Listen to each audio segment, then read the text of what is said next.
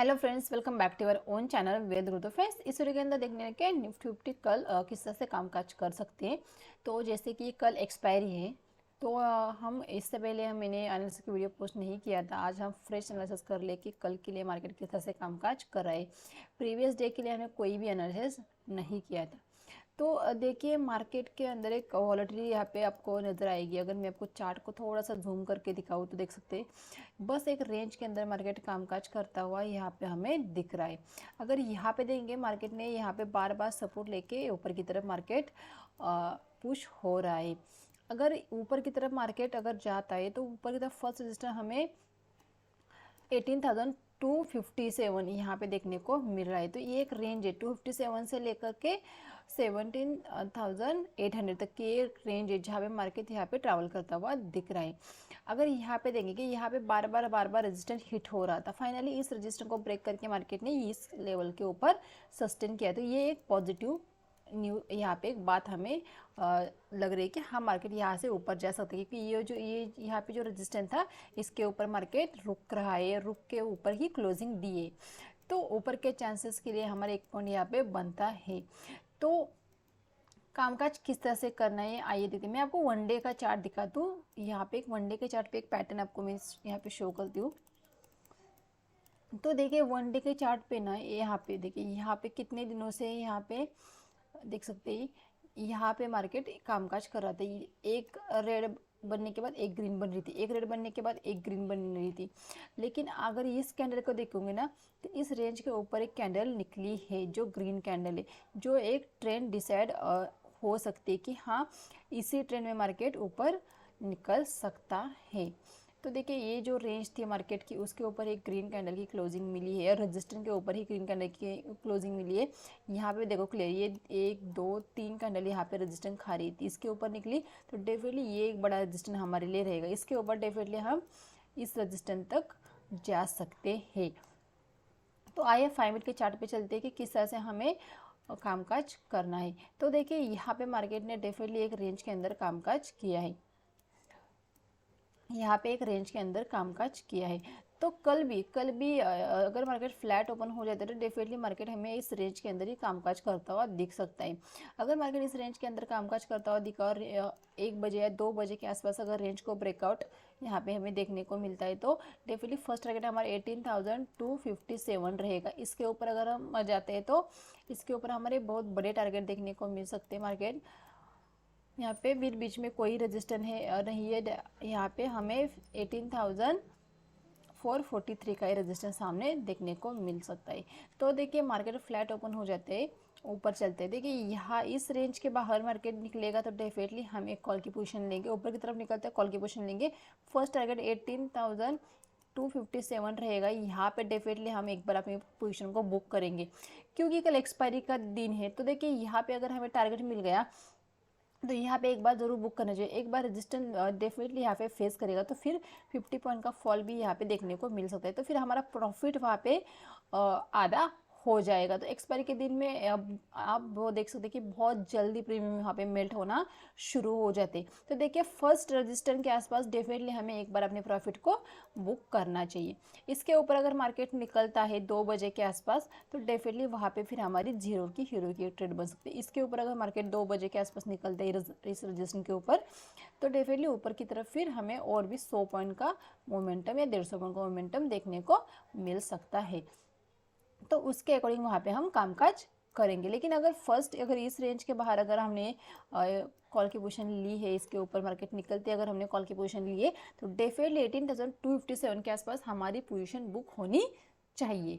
तो ये तो ऊपर चलने की बात। देखिए, मार्केट अगर फ्लैट ओपन होके नीचे जाती है, नीचे जाती है 18,128 के नीचे जब तक मार्केट नहीं जाती, हम यहाँ पे कोई भी पी की पोजीशन नहीं लेंगे। जैसे मार्केट यहाँ पे 18,128 को ब्रेक करेगी, डेफिनेटली फिर से हमें 18,030 के लेवल मार्केट दिखा सकती है। तो यहाँ तक की मार्केट आ सकती है। अगर इस लेवल को अगर मार्केट ब्रेक करती है तो फिर इससे नीचे भी आने की पॉसिबिलिटी बढ़ सकती है, क्योंकि एक्सपायरी के दिन है। तो एक्सपायरी के दिन में चांसेस बढ़ जाते हैं कि मार्केट इसके भी नीचे हमें आती हुई दिखे। तो ये तो हो गई फ्लैट ओपनिंग की बात।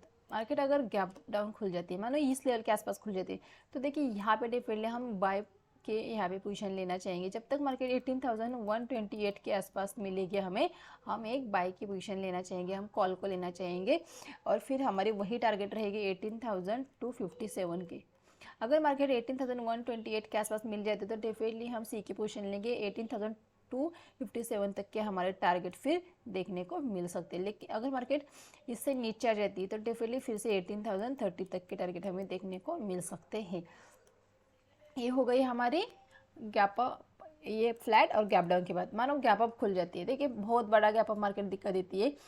जैसे मानो 18,250 के आसपास मार्केट खुल जाती है तो देखिए यहाँ पे दो चीज़ें पॉसिबिलिटी है, या तो यहाँ पे मार्केट एक रेजिस्टेंस फेस कर सकती है और फिर से मार्केट 18,150 या 160 तक मार्केट आ सकती है, मतलब फिर से 100 पॉइंट का फॉल भी मार्केट दिखा सकती है। तो यहाँ पे क्या करना है, अगर फर्स्ट कैंडल ही रेड बन जाती है, मतलब फर्स्ट कैंडल ही रेड बनी तो उसी कैंडल का हाई 18,257 के नीचे, देखिए 18,257 के आसपास जितनी मार्केट मिली, जैसे 20 पॉइंट मिली, 30 पॉइंट मिली, जो अपने हिसाब से देख सकते हैं वहाँ पे मिली, और जो फर्स्ट रेड कैंडल बनी तो उसी रेड कैंडल के हाई का एसएल लगा के आप वहाँ पे एक पी की पोजीशन ले सकते हैं, या 18,257 का एसएल लगा के वहाँ पे आप एक पी की पोजीशन ले सकते हैं और एक आप वहाँ पे 50 या 60 पॉइंट तक का मूवमेंट एक्सपेक्ट कर सकते हैं। चाहे अगर मार्केट में फॉल हो जाता है तो फिर आपने 18,160 के आसपास अपनी पोजीशन को बुक करना है। तो ये एक हमारी ट्रेड यहाँ पे बन सकती है। देखिए मार्केट के अंदर यहाँ से फॉल आएगा, इसका मतलब ये नहीं कि मार्केट के अंदर और भी ज़्यादा गिरावट हो सकती है। देखिए यहाँ पे एक रजिस्टेंस है तो डेफिनेटली रजिस्टेंस की तरह रिएक्ट करेगा और फिर नीचे की फिर से ऊपर की तरफ भी रैली हो सकती है, इसके भी पॉसिबिलिटीज है रहती यहाँ पे देखने को मिलती है। तो देखिए बहुत केयरफुली सपोर्ट रजिस्टेंस के आसपास अगर ट्रेड रहे तो बहुत छोटे छोटे एसएल हमारे आ जाते हैं। अगर हमारे एसएल हिट भी हो जाते हैं तो उतना लॉस हमें नहीं होता है, लेकिन अगर वो ट्रेड हमारा सही जाता है तो डेफिनेटली हमें 100 पॉइंट से 60 पॉइंट तक का मोमेंटम देखने को मिलता है। तो बहुत अच्छा रिस्क रिवॉर्ड हमारा यहाँ पे बैठ रहा है। तो कल की एक्सपायरी बहुत अच्छी हमारी हो सकती है, अगर इसके बीच में हमें मार्केट मिल जाती है तो बहुत अच्छा सेटअप बन रहा है। तो उसके अकॉर्डिंग हमें एक बड़ा ट्रेड यहाँ पे देखने को मिल सकता है। तो देखिए मैंने आपको सारी चीज़ें यहाँ पे दिखाई कि कहाँ पे सपोर्ट है कहाँ पे नहीं। यहाँ पे देखिए किस तरह से मार्केट सपोर्ट सिस्टम को यहाँ पे देखिए, यहाँ पे मार्केट नीचे आई, फिर मार्केट ऊपर गई, फिर मार्केट नीचे आई, फिर मार्केट ऊपर गई, फिर यहाँ पे रेजिस्टेंस आया, फिर नीचे आई, फिर यहाँ पे गई, फिर यहाँ पे रेजिस्टेंस आया, फिर नीचे आई, फिर यहाँ पे रुकने के बाद रेजिस्टेंस को ब्रेक करने के बाद फिर मार्केट ऊपर की तरफ सस्टेन कर रही है। तो देखिए सपोर्ट रेजिस्टेंस को मार्केट डेफिनेटली रिस्पेक्ट करती है। तो इसके ऊपर एक बहुत अच्छी ट्रेड यहाँ पे हमारी प्लान हो सकती है। तो कल की एक्सपायरी अगर हमें इस लेवल के आसपास डेफिनेटली मिलती है तो बहुत अच्छा हमारी ट्रेड हो सकती है। देखिए गैप डाउन अगर स्लाइडली मार्केट खुल जाता है 128 के आसपास तो डेफिनेटली यहाँ पे हमारे बाय की लेवल यहाँ पे सी का पोजीशन बनता है, फिर से हमारे 18,257 तक के टारगेट देखने को मिल सकते हैं। बहुत अच्छी यहाँ पे एक ट्रेड बन सकती है। लेकिन ये नहीं कि देखिए बहुत अच्छी ट्रेड बन सकती है, इसका मतलब ये नहीं कि बस आँख बंद करके ट्रेड लेना है, बिल्कुल भी ऐसा नहीं करना है। ये ज़रूरी नहीं होता है कि आपको 9:15 को ही ट्रेड लेना है, ऐसा नहीं है। आप थोड़ा सा टाइम दे के समझ के, आप खुद भी आपको चीज़ें समझ आनी चाहिए। सिर्फ मैंने कहा इसीलिए आपने इस ट्रेड को इनिशिएट किया, बिल्कुल भी नहीं। आपको भी समझ में आना चाहिए कि भाई यहाँ पे किस तरह से कैंडल फॉर्म हो रही है। देखिए कैंडल किस तरह से फॉर्म हो रहे हैं बहुत ज़्यादा ज़रूरी हो जाता है। पॉजिटिव कैंडल फॉर्म हो रही है, निगेटिव कैंडल फॉर्म हो रही है, ये सारी चीज़ें आपको वहाँ पर देखनी है, उसके अकॉर्डिंग अपने ट्रेड को इनिशिएट करना है। तो ये तो हो गई निफ्टी की बात। आइए बैंक निफ्टी को भी देख लेते हैं कि बैंक निफ्टी के अंदर किस तरह से हमें देखने को मिले। देखिए निफ्टी हमें स्ट्रांग लग रही है, निफ्टी स्ट्रांग ले, निफ्टी ने ये जो रजिस्टेंस था इससे ब्रेक करने के बाद यहाँ पे कोई कुछ तो क्लोजिंग दी है, लेकिन बैंक निफ्टी थोड़ा सा वीक लग रहा है। बैंक निफ्टी मुझे स्लाइडली थोड़ी सी निगेटिव लग रही है। तो बैंक निफ्टी के अंदर भी सेम पैटर्न हमें देखने को मिल रहा है। यहाँ पे अगर हम देखेंगे तो बैंक निफ्टी के अंदर देखिए यहाँ पे बैंक निफ्टी ने यहाँ पे रेंज बना के रखी है। अगर इस रेंज को देखेंगे, ये रेंज यहाँ पे 150 पॉइंट की आसपास लग रही है हमें इस रेंज। तो जैसे ही मार्केट इस रेंज के ऊपर निकलेगी, इसके ऊपर निकलेगी हाई के ऊपर, डेफिनेटली हम एक सी की पोजीशन लेंगे। फर्स्ट टारगेट हमारा यहाँ पे रहेगा 42,700 का, यहाँ पे हमारा फर्स्ट टारगेट रहेगा। इसके ऊपर यहाँ पे एक बार हमारी पोजीशन बुक करेंगे। डेफिनेटली यहाँ पे कम पॉइंट है, लेकिन यहाँ पे डेफिनेटली हम एक बार अपनी पोजीशन को बुक करेंगे। इसके ऊपर अगर मार्केट निकलती है डेफिनेटली 42,900 तक के भी टारगेट हमें देखने को मिल सकते हैं, 43,000 तक के टारगेट भी देखने को मिल सकते हैं, लेकिन 42,700 के आसपास एक बार हमें हमारी पोजीशन को बुक करना चाहिए।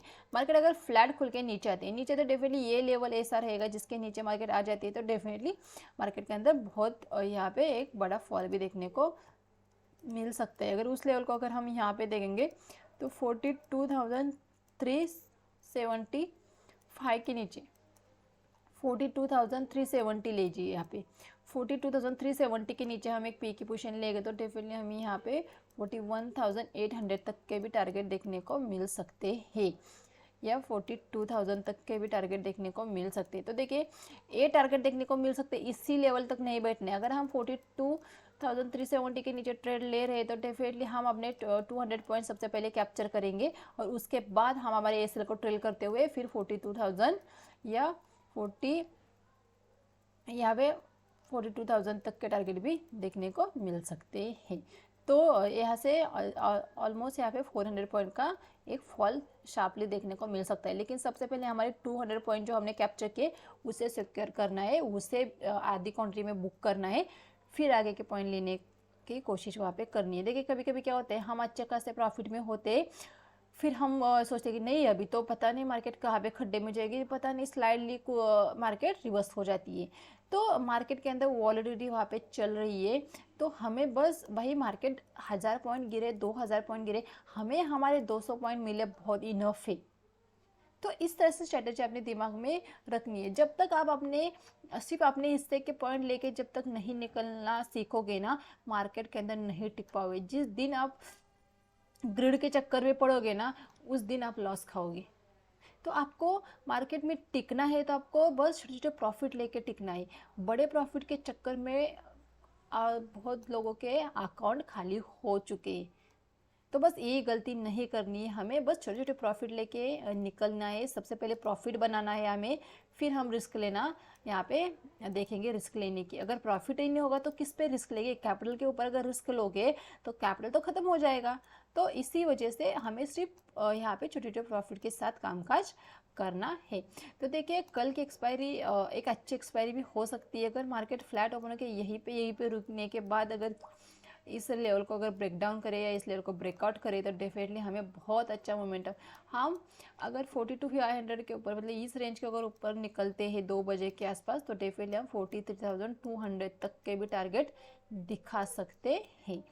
मतलब यहाँ से 700 पॉइंट का मोमेंटम भी हम एक्सपेक्ट कर रहे हैं, लेकिन मार्केट यहाँ पे रुकनी चाहिए तभी हम ऊपर की तरफ मोमेंटम देख सकते हैं।